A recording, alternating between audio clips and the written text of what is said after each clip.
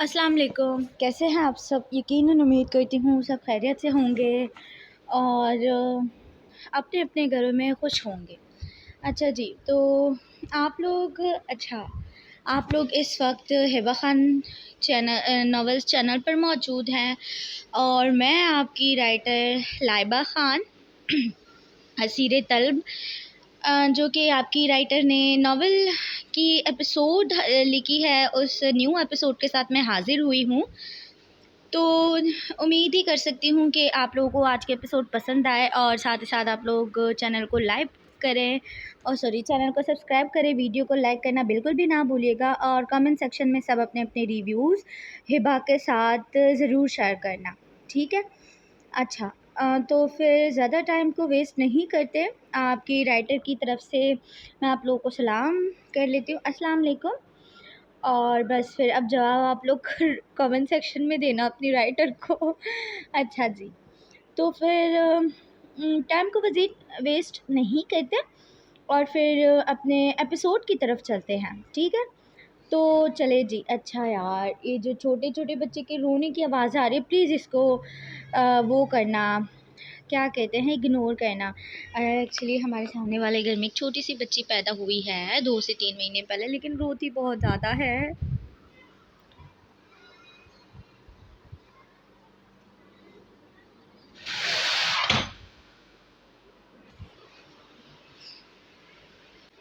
बस तो अब उन लोगों के घर जाकर मैं कुछ नहीं बोल सकती, लेकिन हाँ, मैंने खिड़की ज़रूर बंद कर ली है।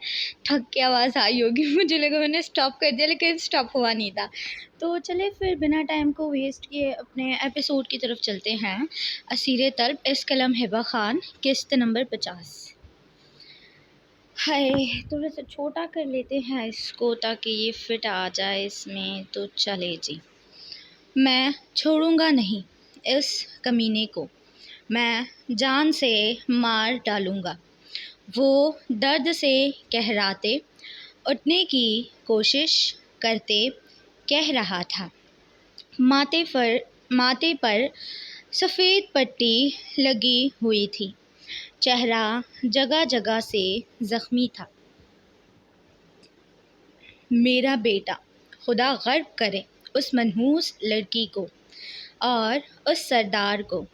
कितना मारा है तुझे, मेरे सीने की ठंडक। शाकरा बेगम बिलाल को होश में आते देख गले लगाकर पूट पूट कर रो रही थी, जो कि होश में आते ही शनावर खान से इंतकाम लेने के बारे में मंसूबे बना रहा था। रोज़ी खान का तो एक बार भी ना पूछा, जैसे वो तो कुछ लगता ही ना था। ले लेना बदला, फ़िलहाल लेटे रहो, दर्द होगा, आराम से। बिलाल को दर्द से तड़पता देख शाकरा भी तड़प रही थी, क्योंकि उसका बेटा था, औलाद था, उसने जन्म दिया था। लेकिन वो ये भूल गई थी, शानज़े भी तो किसी की बेटी थी। किसी माँ ने 9 महीने दर्द में गुजार कर उसे जन्म दिया था। वो भी तो किसी की बेटी थी। जब वो उसे मारती पीटती, ताने देती, दर्द तो दर्द था, जो उसे भी होता था, लेकिन अपना खून अपना होता है। ये मिसाल वाकई शाकरा जैसी औरत कायम कर चुकी थी, शानज़े पर इल्ज़ाम लगाकर। अस्सलाम वालेकुम। अयान ने जैसे कदम बेडरूम में रखे, बेड पर बैठी खतीजा ने यकदम सलाम किया। अयान खान ने उसके सलाम का जवाब देते खतीजा के चेहरे पर मुस्कुराहट फैला दी। वो कुछ ज़रूरी फ़ाइल अलमारी में रखते, कोट हैंग करता, टाई निकाल कर उसके पास आया और उसे खींच कर بیڈ پر گر گیا۔ دن کیسا گزرا میری گڑیا کا؟ اس کے چہرے پر سے بال ہٹا کر وہ پوچھنے لگا۔ ختیجہ نے مسکراہٹ روکی۔ بہت اچھا گزرا میرا آج کا دن۔ وہ اس کے سینے پر تھوڑی جمائے بولی۔ میرا بے حد برا گزرا۔ ایان نے اس کی نازک کمر میں اپنا بازو ڈال کر کہا تو ختیجہ منہ بنا گئی۔ کیوں؟ آپ کا دن کیوں برا گزرا؟ اس کی گردن سے بال ہٹا کر وہاں اپنی انگلیاں پھیرنے لگا۔ ختیجہ کسمسا کر رہ گئی اس کے حصار میں۔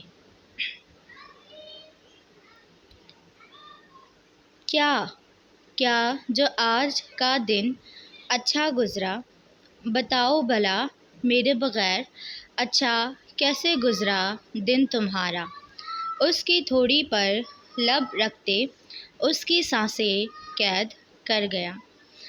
منتہا کے ساتھ میں نے کھانا بنانا سیکھا اسی لیے۔ اس کے جواب پر ایان نے آنکھیں سکیڑ کر اسے دیکھا۔ تمہیں میں نے منع کیا تھا نا کچن میں جانے سے۔ اپنا خیال کیوں نہیں رکھتی؟ خبردار اگر گھر کے کسی کام کو ہاتھ لگایا ورنہ ایک کھاؤ گی۔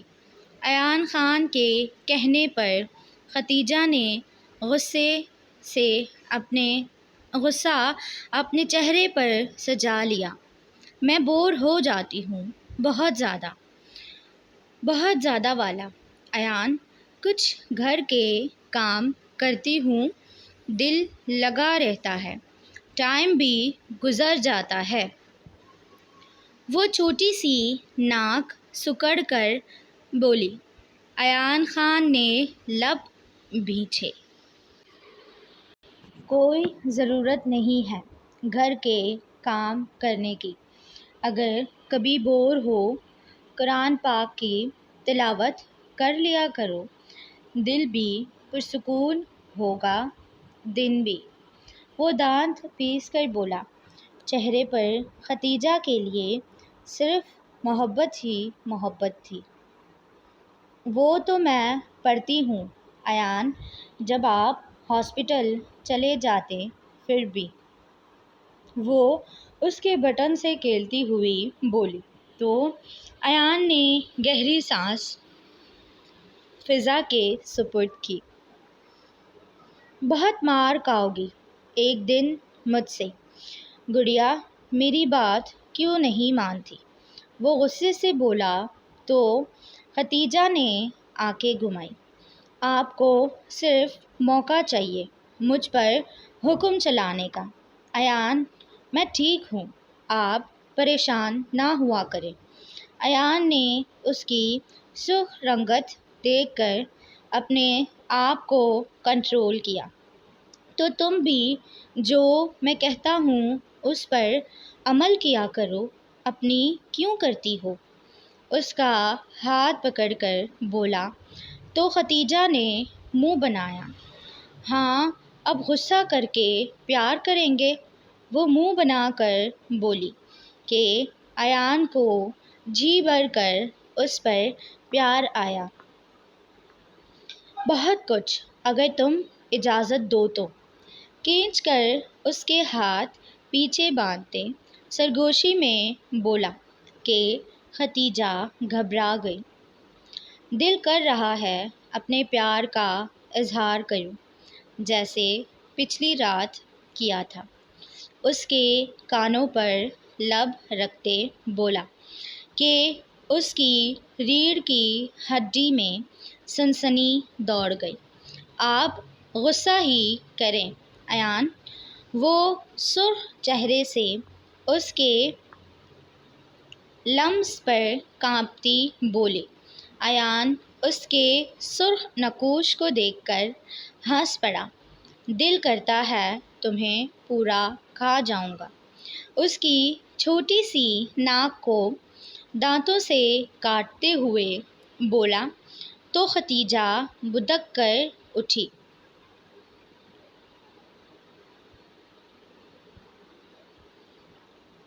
مجھے نہیں کھا سکتے آپ؟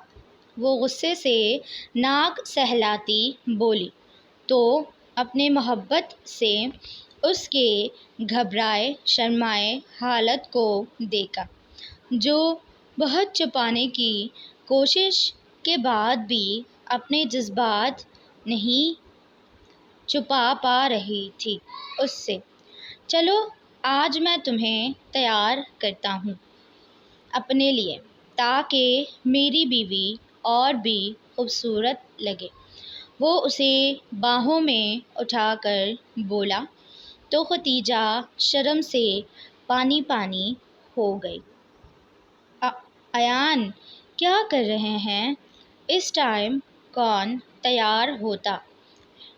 اپنے بازو اس کے گلے کے گرد حائل کرتی دھیمی آواز میں چیخی۔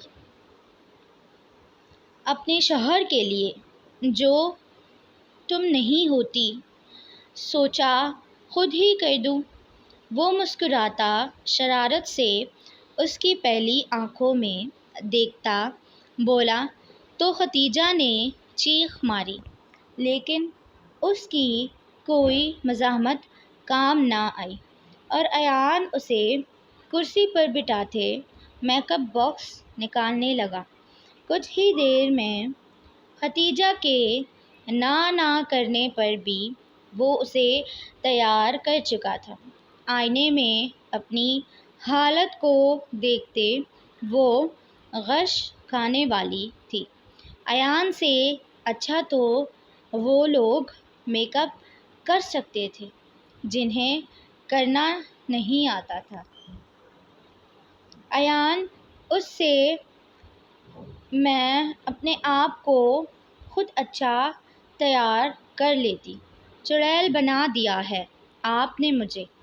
وہ خفگی سے اسے گھور کر بولی، جس کا مسکارا سارا پھیل چکا تھا۔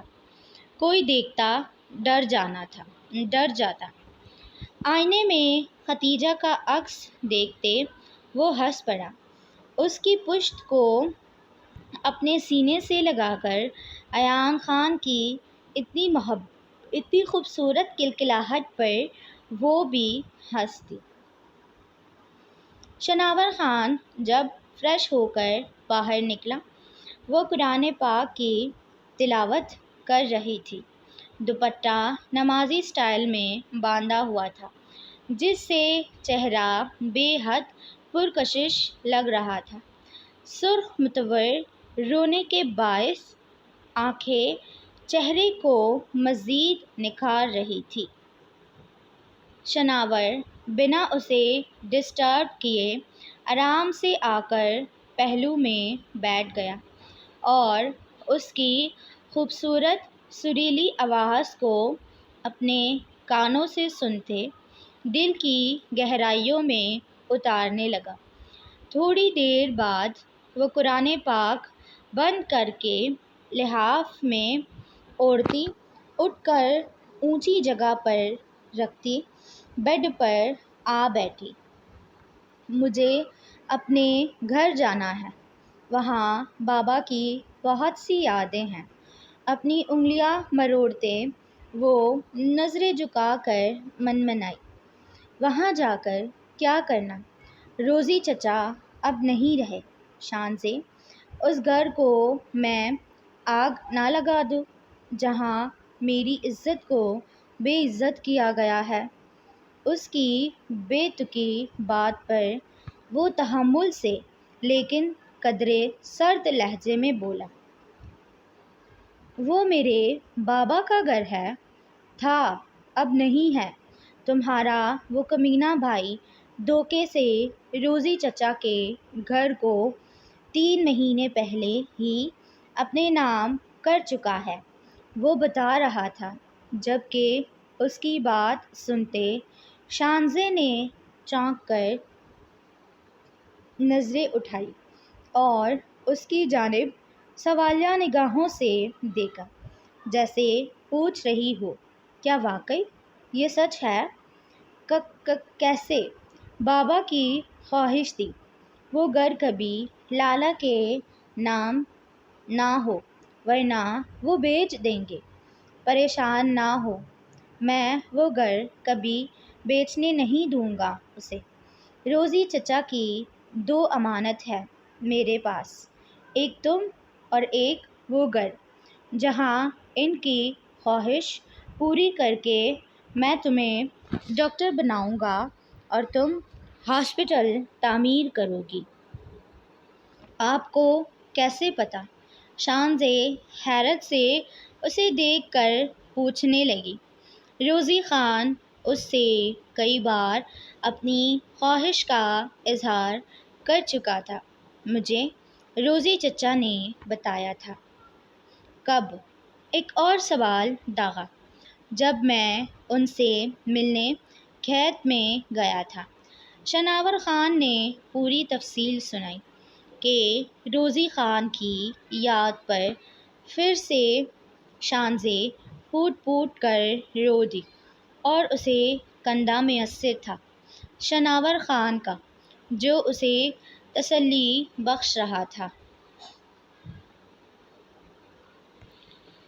کافی رات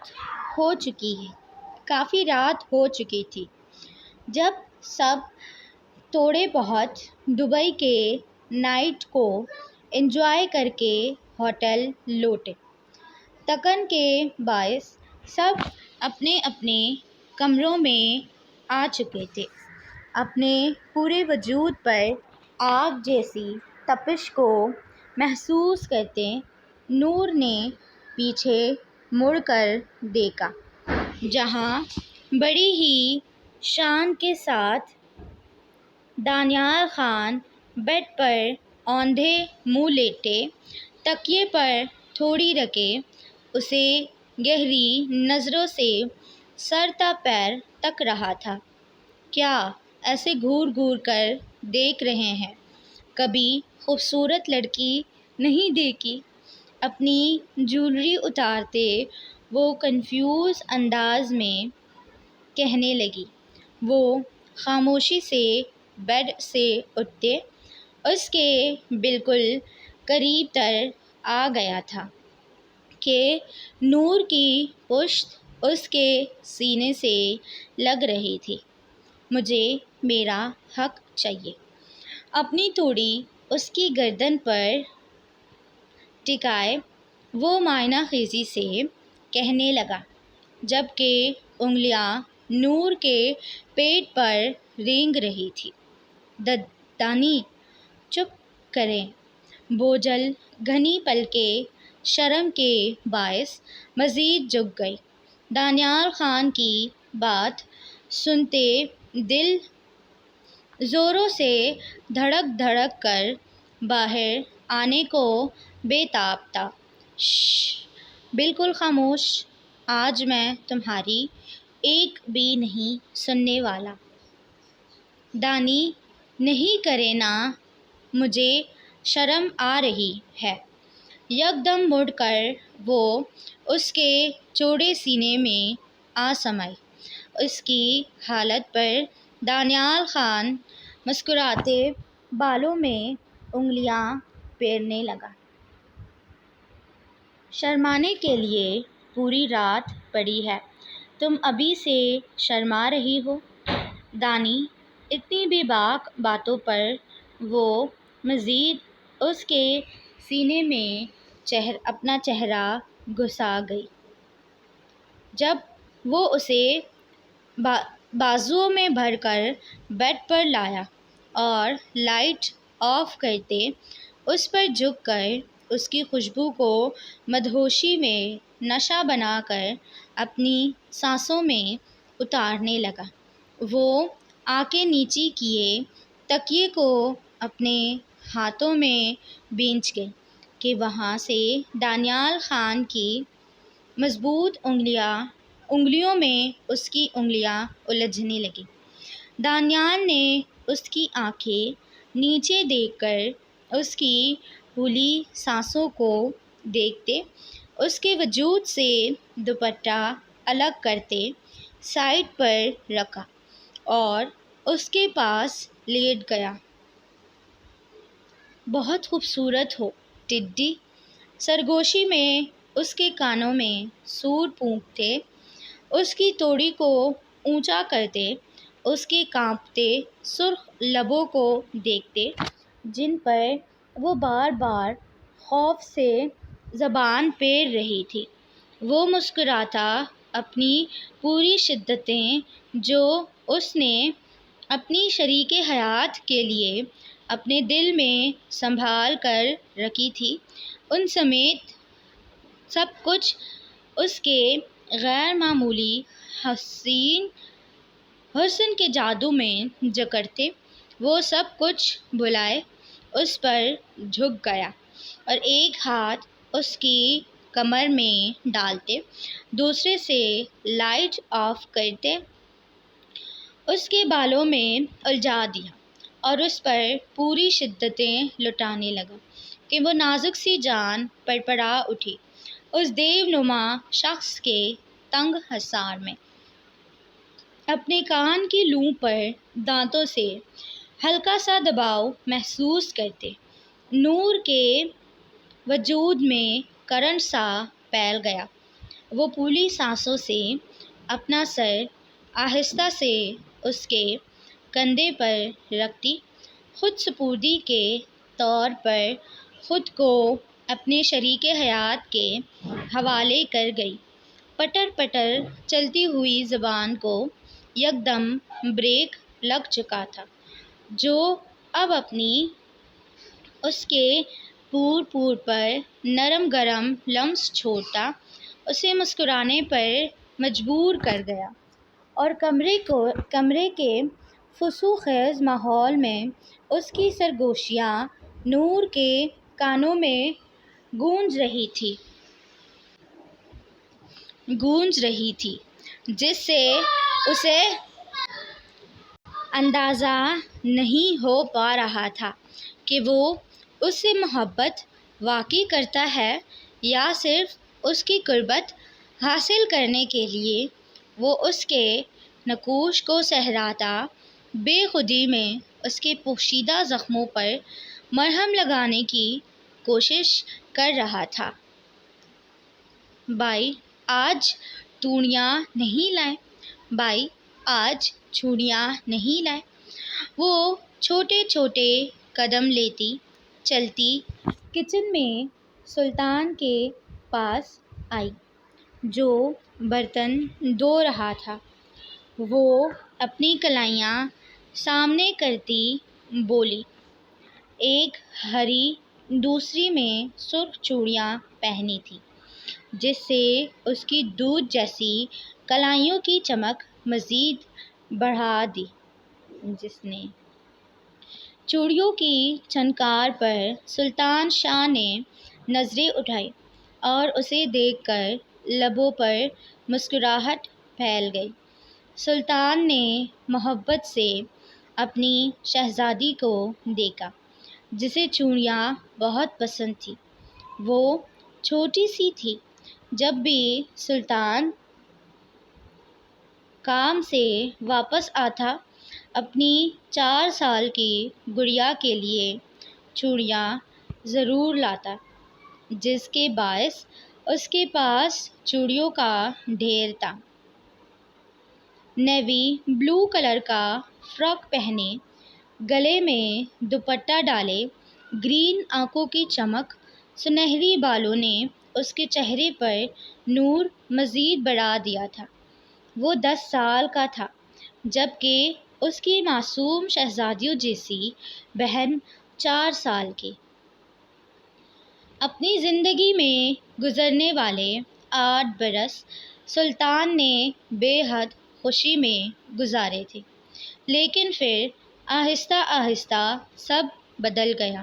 سب کچھ ان کی معصومیت چھین لی، ان کے کھیلنے کودنے کی عمر نوچ لی۔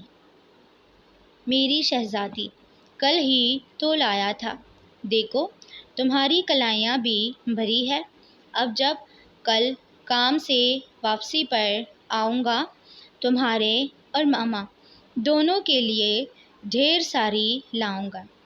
عالم نے مسکراتے اس کے چہرے کو دیکھا جو کھلکھلا اٹھی۔ اورنج کلر کی چاہیے شہزادی کو۔ اس کے بازو پر سر لگائے بولی، تمہارے ماما اور بابا اور شہزادی تینوں مر گئے سلطان۔ گھر میں آگ لگ گئی تھی کہ یکدم ماضی کا درد بھرا شور اس کے کانوں پر پھونکا گیا کہ اس کی آنکھ کھل گئی۔ وہ بگڑے تنفس کے ساتھ گہری سانس لینے لگا۔ شہزادی، وہ دھیرے سے اپنے لبوں کو جنبش دیتا جنت کو یاد کرنے لگا۔ وال کلاک پر نظریں دوڑائیں تو رات کے 3 بجے کا ٹائم دکھا رہی تھی۔ میں چھوڑوں گا نہیں آپ تینوں کے قاتلوں کو، یہ حیوان انہیں تباہ و برباد کر دے گا۔ میری شہزادی، میرا وعدہ ہے تم سے۔ سائڈ ٹیبل دراز میں سے ایک فریم نکالتے اپنے سینے سے لگایا جس میں اس کے ماما بابا اور وہ اور اس کے گود میں چھوٹی سی جنت تھی۔ نیند اب آنکھوں سے کوسوں دور تھی۔ سٹ سپاٹ آنکھوں میں انتقام کے شعلے بھڑک رہے تھے۔ انتقام کی آگ بہت سے لوگوں کی زندگیاں برباد کرنے والی تھی۔ وہ دانیال کے سینے پر سر رکھے اس کے سینے کے بالوں میں انگلیاں چلا رہی تھی اور کبھی کبھی ہلکا سا ایک بال کو پکڑ کر کھینچتی، اپنی ہی سوچوں میں گم تھی۔ وہ سو گیا تھا، ایک ہاتھ اس کی نازک کمر میں ڈالے اسے اپنے حصار میں لے کر، اور نور اس کے سینے پر سر رکھے جاگتی رہی۔ نیند آنکھوں سے کوسوں دور تھی۔ کچھ دیر مسکراتے اس کے خوبصورت چہرے کے نقوش کو اپنے دل میں اتارتے گھڑی پر نظریں دوڑائیں جو صبح کے 6 بجے کا وقت دکھا رہی تھی۔ وہ آنکھیں مسل کر اٹھ بیٹھی۔ کیا ہوا؟ اس کے اچانک اٹھنے پر دانیال کی بھی آنکھیں کھل گئیں اور گمبھیر بھاری لہجے میں پوچھنے لگا۔ کتنا اچھا لگ رہا تھا اس کے نرم روئی جیسی انگلیوں کا لمس اپنے سینے پر، کہ دل کر رہا تھا وہ ایسی ہی پڑی رہے، اتنا آرام آ رہا تھا۔ نور نے شرما کر اس کی طرف پیٹ کیے بغیر دیکھے، جو اب اٹھ کر اپنی شرٹ درست کرتی اس سے سلوٹیں دور کرنے لگی اور ہاتھوں سے اپنے بالوں کا جوڑا بنانے لگی۔ دانیال مسکراتا، اس کے کترائے شرم جھجک پر اس کے جھیپنے روپ کو دیکھ رہا تھا۔ ٹڈی، اتنا کیوں شرما رہی ہو؟ مجھے ہضم نہیں ہو رہا تمہارا یہ روپ۔ وہ اس کے بازو کو پکڑ کر کھینچتا اپنے حصار میں بھر کر کروٹ بدل گیا کہ وہ سانسیں روک کر رہ گئی۔ دانی، چھوڑے مجھے، فریش ہونا کہ مام نے اٹھ جانا ہے۔ وہ جو اس کی گردن میں چہرہ چھپا کر سرگوشی نما انداز میں بولی کہ دانیال نے گھور کر اس کے لال سے چہرے کو دیکھا۔ رات کو کہا تھا نا، کوئی بھی مزاحمت منظور نہیں۔ وہ مصنوعی غصے سے پوچھنے لگا، رات گئی بات گئی، ہٹے اب میں شرما کیا گئی، آپ تو حکم جاننے لگ گئے۔ اور دانیال کا دل کیا سر تھام لے، مطلب رسی جل گئی مگر بل ابھی تک نہیں گیا۔ رات گئی بات گئی، بالکل، لیکن میرے شدتوں کے نشان ہفتوں تم پر سے نہیں جانے۔ اس کے چہرے سے بال پرے کرتے، بے تابی سے اس کے نقوش کو دیکھتے، جھک کر اس کی تھوڑی پر لب رکھے کہ وہ گھبرائی سی آنکھیں میچتی اس کے شانے کو تھام گئی۔ دانیال خان کی بات پر وہ سر تا پیر سرخ پڑ گئی، چہرے پر سرخ گلال بکھرے۔ میں موم کو بتاؤں گی، بہت گندی باتیں اور حرکتیں کرتے ہیں آپ میرے ساتھ۔ میری جان، تمہیں موم کو بتانے کی ضرورت نہیں ہے، انہیں تو جلد ہی معلوم ہو جائے گا جب تم پریگننٹ ہوگی۔ اچانک ہی تمہیں اکائیاں، الٹیاں اور دل کا خراب ہونا، رنگت زرد پڑنا، پھر موم خود ہی سمجھ جائیں گی، وہ دادی بننے والی ہے۔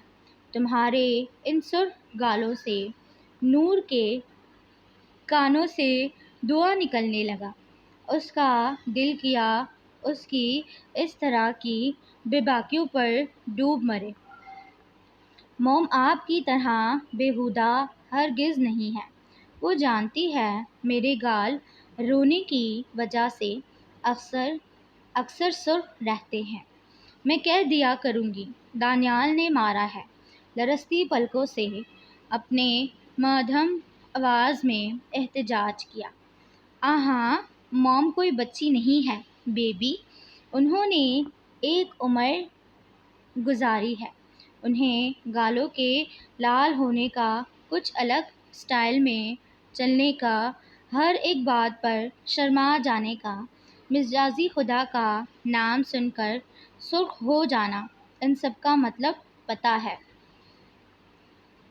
اس کے چہرے پر جھکتے پھیلی ہوئی خمار آلودہ آنکھوں میں دیکھتے شدت بھری جسارت کرتا اٹھ گیا اور وہ اچھل کر رہ گئی۔ چپ کرے اور کچھ نہ بولے، باخدا میں اس کمرے سے بھاگ جاؤں گی۔ وہ خفگی سے اسے دیکھ کر بولی، جو بات بات پر اس کے کانوں سے دھواں نکالنے کا سبب بن رہا تھا۔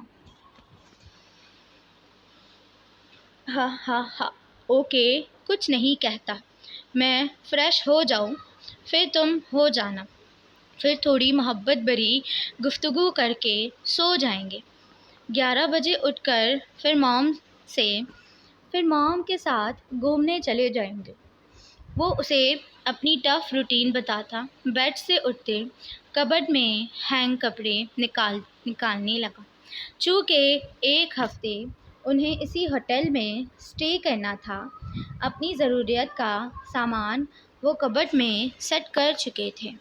جبکہ دانیال کی روٹین سنتے نور منہ کھولے اس کی پشت کو دیکھتی رہی، اور جب اس کی نظروں کی تپش دانیال نے اپنی پشت پر محسوس کی، گہرا سانس بھر کر مڑا اور اسے دیکھنے لگا۔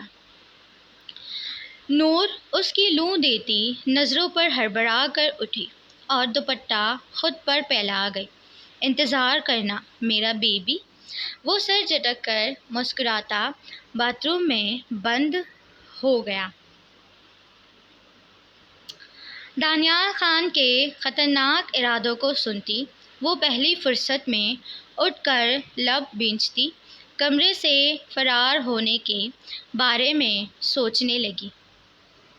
ایک نظر باتھ روم کے بند دروازے کو دیکھا اور آہستہ سے روم سے نکل گئی، مشال اور آمنہ کے روم میں جانے کے لیے، جو بالکل ان کے روم کے ساتھ ہی تھا۔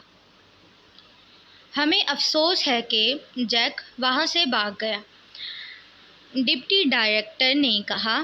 عالم نے نظریں اٹھائیں۔ بہرحال ہمیں تم پر پورا یقین ہے سلطان، اس بار ہم کامیاب ہوں گے۔ سلطان مسکرایا۔ یہ تمہارا رائٹ ہینڈ بیسٹ۔ بریگیڈیئر نے افنان شاہ کو آگے کیا۔ مجھے اچھا لگا اپنا رائٹ ہینڈ۔ عالم نے مسکراتے اپنا ہاتھ آفی کے کندھے پر رکھا۔ تو پھر تم تیار ہو سلطان؟ بریگیڈیئر ڈپٹی ڈائریکٹر نے اسے دیکھا جو مسکرا کر اپنی رضامندی دے چکا تھا۔ Good for I am going. دونوں نے اس سے ہاتھ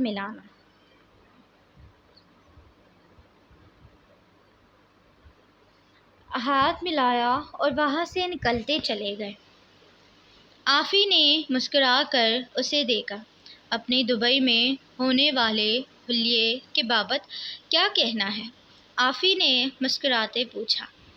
ویٹر کا بیس اور ماسک لگانا، وہ کہتا وہاں سے نکلتا چلا گیا۔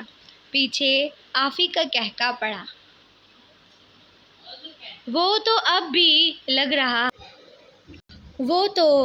بھی لگ رہا ہوں، اپنے داڑھی پر ہاتھ پھیرتے کہا اور خود بھی نکل آیا پیچھے، لیکن دل عروہ کو سوچ کر پھر سے افسردہ ہو گیا۔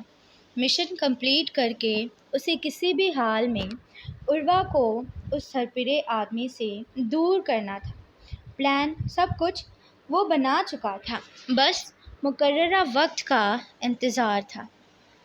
ٹھنڈے فرش پر ٹانگوں کو سینے سے لگائے وہ ساری رات ایک ہی پوزیشن میں بیٹھی رہی تھی۔ عادل خان کی باتیں اسے بری طرح الجھا کر رکھ دیتی تھیں اور بند دروازہ صبح کے 7 بجے کھلا۔ ہمیشہ کی طرح نک سک سے تیار وہ اسٹڈی روم میں ٹیبل کی جانب بڑھا تھا۔ عروہ دروازے کے بائیں طرف فرش پر گھٹنے سینے سے لگائے بیٹھی تھی، سر اٹھائے، سرخ متورم آنکھوں سے اب اسے دیکھنے لگ گئی تھی۔ دیر ہو رہی ہے، یوں نہیں جانا ہے؟ اٹھو، ناشتہ بنا کر تیار ہو۔ بنا عروہ کی طرف دیکھے یکسر بے نیازی بھرتے ہوئے اس نے لیپ ٹاپ کیس میں لیپ ٹاپ رکھا، اپنی فائل اٹھائی، کچھ ضروری ڈاکیومنٹس اور پرنٹ آؤٹس کا سرسری جائزہ لیا اور پھر اسے مکمل طور پر نظر انداز کرتا باہر ڈائننگ ٹیبل کی جانب بڑھ گیا۔ یہ احساس کتنا اذیت ناک ہوتا ہے کہ آپ موجود ہو اور کوئی آپ کو عدم کر دے، آپ مروائی ہو جائے، نظر ہی نہ آئے۔ آنسو بہت پہلے خشک ہو چکے تھے اور اب رو نہیں رہی تھی۔ عادتاً اپنے داہنے ہاتھ کی کلائی بائیں ہاتھ میں اس کا رخ بیڈ روم کی طرف تھا۔ کچھ ہی دیر میں واش بیسن پر جھکی ہوئی تھی، پھر وہ ڈریسنگ ٹیبل کے سامنے کھڑی اپنے بال بنا رہی تھی۔ فریش ہو کر باہر کچن میں آئی ناشتہ بنانے، جبکہ وہ ڈائننگ ٹیبل پر بیٹھا کچھ فائل پڑھ رہا تھا۔ اس کی روئی روئی سی سرخ سی آنکھیں سوجی ہوئی اور متورم لگ رہی تھی، مگر چہرے پر بشاشت تھی۔ انڈے بناتے اس نے عادل کو دیکھا۔ اس کا چہرہ ہر طرح کے تاثر سے عاری تھا۔ کوئی انسان اتنا بے حس، اتنا بے رحم کیسے ہو سکتا ہے؟ وہ صرف سوچ ہی سکی۔ نہ وہ اسے طلاق دے رہا تھا اور نہ وہ اسے اپنا رہا تھا، نہ افنان کے پاس جانے دے رہا تھا۔ حلق میں ابھرتے آنسوؤں کے پردے کو نیچے اتارتے ہوئے وہ پراٹھے کی جانب متوجہ ہوئی، جس کا نقشہ آج گول سا آیا تھا۔ اس کی انگلیاں کپ کپا رہی تھیں۔ وہ عادل خان کو دیکھنا نہیں چاہتی تھی، مگر نگاہیں تھیں کہ بار بار اس کے پرسکون اور مطمئن چہرے کی طرف اٹھ جاتی تھیں۔ وہ اسے زندگی میں کوئی مقام دینے کو آمادہ نہ تھا۔ مجھے دیکھنا بند کرو، ناشتہ جلدی بناؤ، دیر ہو رہی ہے۔ اپنے اوپر عروا کی نظروں کی تپش محسوس کرتے اس نے ٹھوکا، جس پر وہ اپنی نظریں پھیرتی جلدی سے دوسرا پراٹھا بنانے لگی۔ ناشتہ بنا کر ڈائننگ ٹیبل پر سجایا۔ میں یونی نہیں جانا چاہتی، وہ ہلکا سا منمنائی، لیکن آواز اتنی اونچی ضرور تھی کہ عادل خان سن چکا تھا۔ کیا کہا؟ ذرا اونچا بولو۔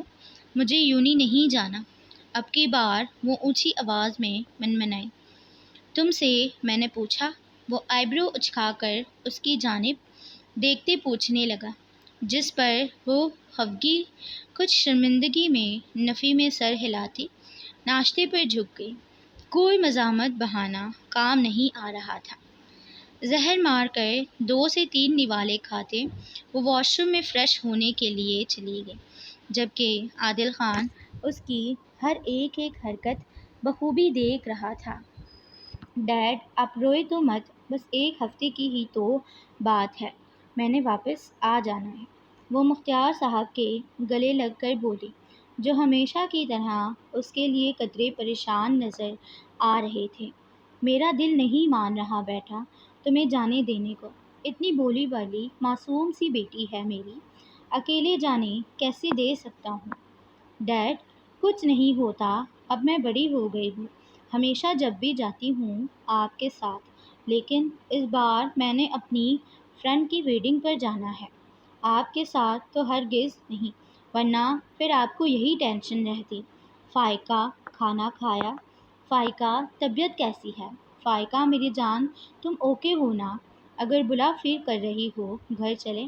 اوف ڈیڈ کتنا پیار کرتے ہیں آپ مجھ سے، وہ مختار صاحب کے دونوں گالوں کو کھینچ کر محبت سے تو کچھ مذاق سے کہنے لگی، میری جان تمہارے بغیر رہنے کی عادت نہیں، اب تم 1 ہفتے کے لیے یا 1 دن کے لیے بھی دور جاؤ، ڈیڈ رہ نہیں سکتے۔ ڈیڈ اب آپ مجھے ایموشنل کر رہے ہیں، لیکن میں بتا رہی ہوں میں نہیں رکنے والی، میرا بچہ۔ مختار صاحب نے ایک بار پھر اسے اپنے سینے سے لگایا۔ ڈیڈی فلائٹ کی اناؤنسمنٹ ہو رہی ہے، چلتی ہوں، اللہ حافظ۔ وہ مختار صاحب کو الوداع کہتے ایئرپورٹ کے اندر داخل ہوئی۔ فائقہ بھی اداس ہو گئی تھی، اسے بھی تو عادت نہیں تھی اپنے ڈیڈ کے بغیر رہنے کی، لیکن دل کو مار کر وہ اپنی منزل کی طرف روانہ ہو چکی تھی۔ مختار صاحب اس کی پشت کو آخر تک دیکھتے رہے، جب تک وہ نظروں سے اوجھل نہ ہو گئی۔ فائقہ کے جانے کے بعد وہ بھی آفس کی طرف روانہ ہو گئے۔ جاری ہے۔ سو گائز یہیں پر ہوتا ہے ہماری آج کے ایپیسوڈ کا اینڈ۔ امید کرتی ہوں کہ آپ سب لوگ کو آج کے ایپیسوڈ پسند آئی ہوگی، ساتھ ہی ساتھ ویڈیو کو لائک کر دیں اور کمنٹ سیکشن میں اپنے ریویوز دیں، پھر انشاءاللہ آپ اپنے رائٹرس کے ساتھ نیکسٹ ایپیسوڈ میں ملیے گا۔ اوکے، اللہ حافظ، اپنا خیال رکھنا سب۔